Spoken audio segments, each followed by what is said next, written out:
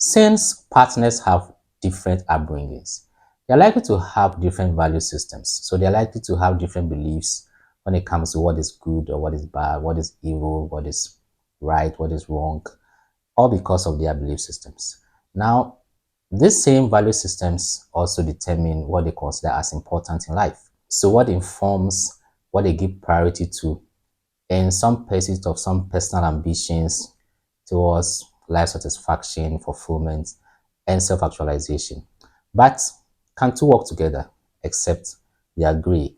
And a house that is divided against itself will not stand. So when we talk about the fact that the two parties have become one flesh, we imply that they should have some shared goals or some common values. And when we talk about values, ethics, morality, virtues, principles, they all have one thing in common, which is to promote human well-being, to protect the human being from evil that threatens human well-being. So if we are talking about partners having some shared goals, some common values, we want partners to adopt these values that are common to them that ensure the collective well-being of the partners or of the couple.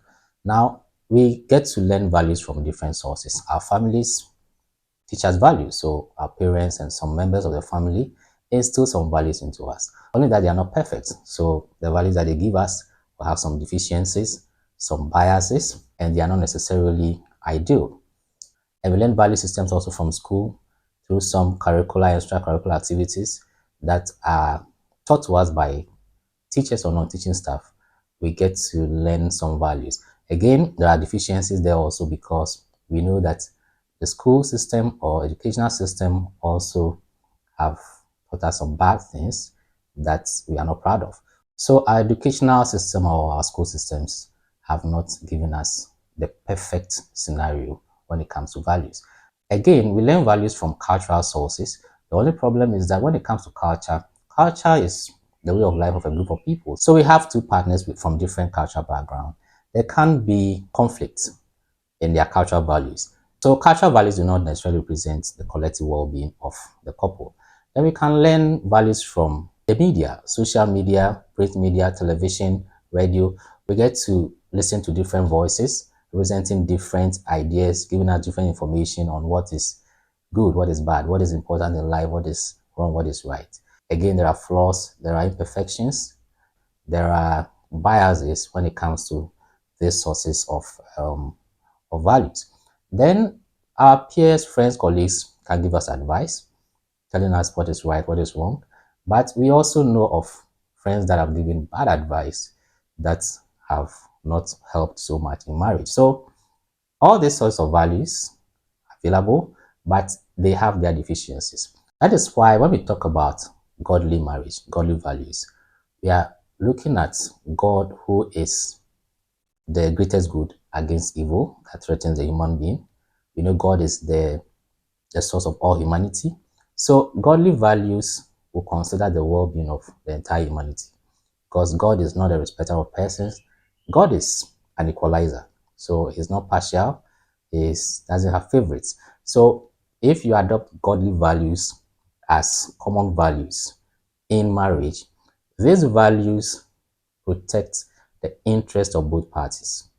Godly values will not ensure the well-being of one partner at the expense of another because both partners belong to God or both partners are God's precious creations. There are no disadvantages in adopting godly values as a common value system in marriage. But for instance, if you adopt cultural values, if the culture says the man is the head of the wife, in the cultural context, it could mean that the man is supposed to rule the wife as a master rules a slave or a boss rules a subordinate. So a cultural value that suggests that the man is the head of the wife or the husband is the head of the wife may overlook abuse of a wife. But if the Bible talks about the husband being the head of the wife, the same Bible also says that Christ is the head of the man, of the husband, to indicate that the husband is accountable to God. So where godly values are in place, there is no abuse because those values look out for the well-being of both partners.